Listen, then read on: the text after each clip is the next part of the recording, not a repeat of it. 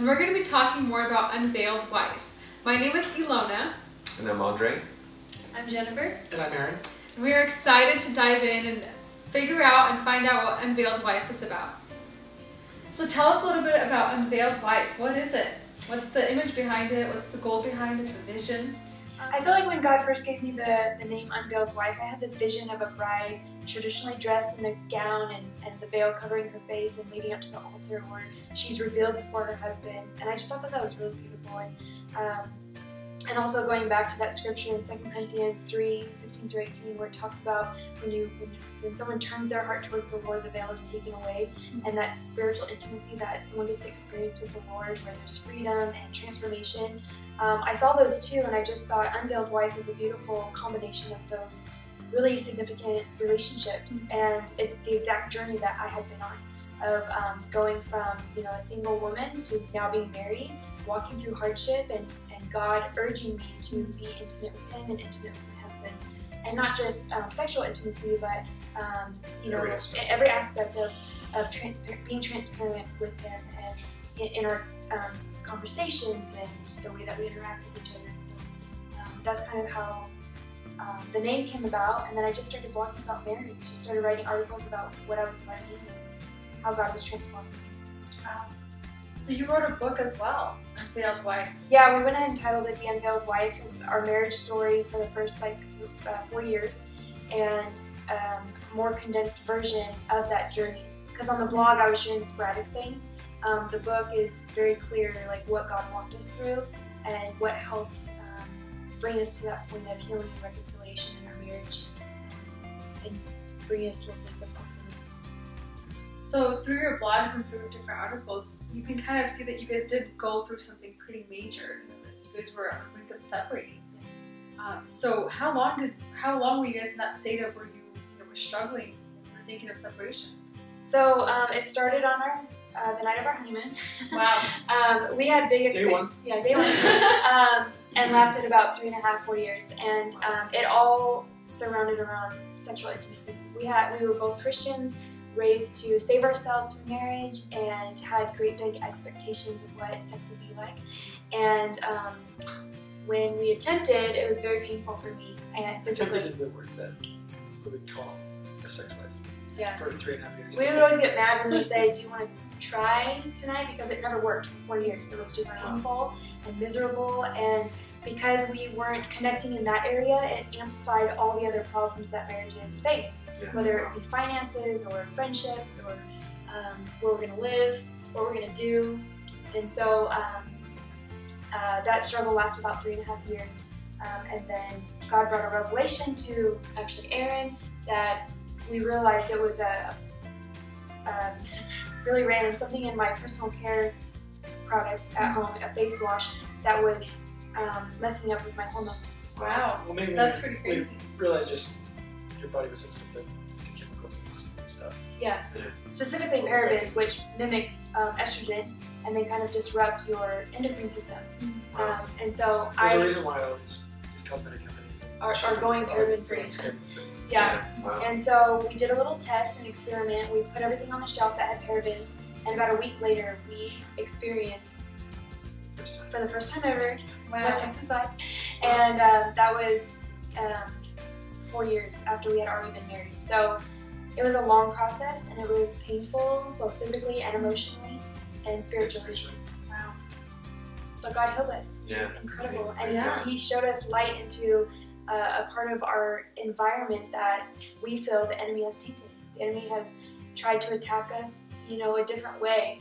Not just relationally, but Wasn't that like him to attack the most private part of the relationship, to break it down from the inside out? Yeah, and we would have had no clue. But God in His gracefulness showed us what it was. It's also very encouraging that, you guys struggled for almost 3 to 4 years. Those 3 to 4 years, you guys didn't give up. Yeah. Marriages today are, 3 to 4 months. And then you're like, I guess, a year is a huge stepping stone.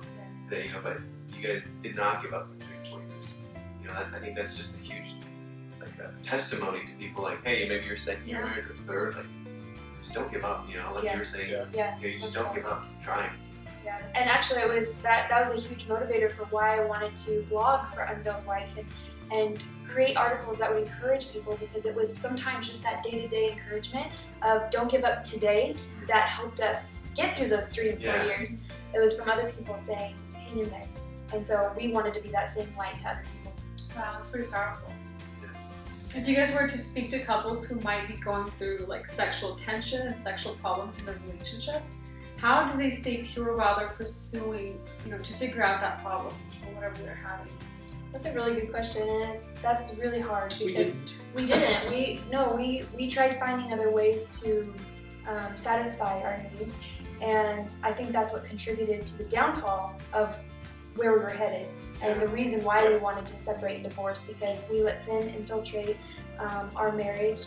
We both struggled with pornography, and going into finding different ways of being satisfied instead of being patient and relying on each other. Yeah. And there's many ways a married couple can take care of that time together. Yeah. And what happens often though is if they're in a situation like we were in, it puts distance, and so you don't want to be intimate in any way because it's too frustrating, it's too painful, it's too. So you separate even more, which doesn't fix the problem; it amplifies it. So coming together still for the purpose of being together and intimate, even if that specific action is hard to do, because you want to remain one. You want to continue in that. So, as the Bible says, my body is not my own, it's hers. Her body is not her own, it's mine. When we start taking control of that, we become two again. And we're expecting one day to become one again without putting any energy into it and just avoiding that altogether. So, like I said in that last video, is remaining faithful and continuing on and doing it out of obedience anyway, even if it's not the way you think it should be. When you are isolated in marriage and you feel separated from your spouse, that's when you start to feel lonely, and then you start making even more poor choices. And it was such a weird experience for me to feel lonely in marriage, because the whole point of why I wanted to get married was so that I didn't feel lonely. I wanted a best friend that I could experience life with. And so feeling lonely is a really hard spot to be in. And I know there's a lot of women out there that feel that way. They feel lonely, they feel isolated in their marriage. And probably from God, because when you're not one in marriage, you feel that distance too from God, because He created you guys to be one. And when there's something wrong, you feel that. Well, when you're both walking in sin, you can't have fellowship with God. And that's what that is when we're being rebellious and not pursuing oneness, and we're being separate and pursuing our own desires. And this, I heard it this way, is we need to protect our oneness. My wife has a responsibility to protect my purity, and I have a responsibility to protect her purity. And so if we're going long periods of time and not thinking about it, that's not right on our part. Because we're being negligent in our relationship. We're not protecting our purity, because we are making it easier for temptation to come in. We're not putting boundaries in our marriage. So sex is one of those things that protects the purity of our marriage. And if we look at it in that sense, we're like, wow, this is a necessity. I need to, even if my wife's not interested, if she's thinking, man, I want to make sure that my husband's taken care of, I want to bless him in this way, I want to serve him in this way, I want to give myself to him in this way. Now she's serving me as the Bible would tell her to serve me, and then I would do the same. Especially if she needed a break, or if I knew she was tired, I'm not going to impose that on her, and I can be patient. I should be able to be patient if I need to be. Well, I love the fact that you guys are so open with everybody, even the audience. A bunch of strangers out there that are following you guys, but the fact that you guys can be so open, I bet it speaks to so many people on a different level. And I imagine that's what Unveiled Wife is all about, you being raw and open with your own experience in your own life, your marriage. So I think that's very powerful. So if there's one thing that you could tell all the ladies out there, all the wives, what would you tell them? First and foremost, seek God always. Be in prayer for you, for your marriage, for your husband. And then the other thing is to be unveiled. So that's my message to all women, is be unveiled. Be willing to be transparent in your relationship with God, And that's a hard one because you think, well, God already knows everything. But there's a difference between God knowing everything and you releasing information to Him, because that's when you open up your heart and you go to those deep places and you say, here, God, I want you to know this about me. And there's an intimate connection when that happens.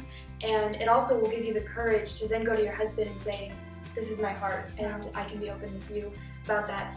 And then the very last thing is to be open to having community, other women around you who also believe in God and can speak into your life.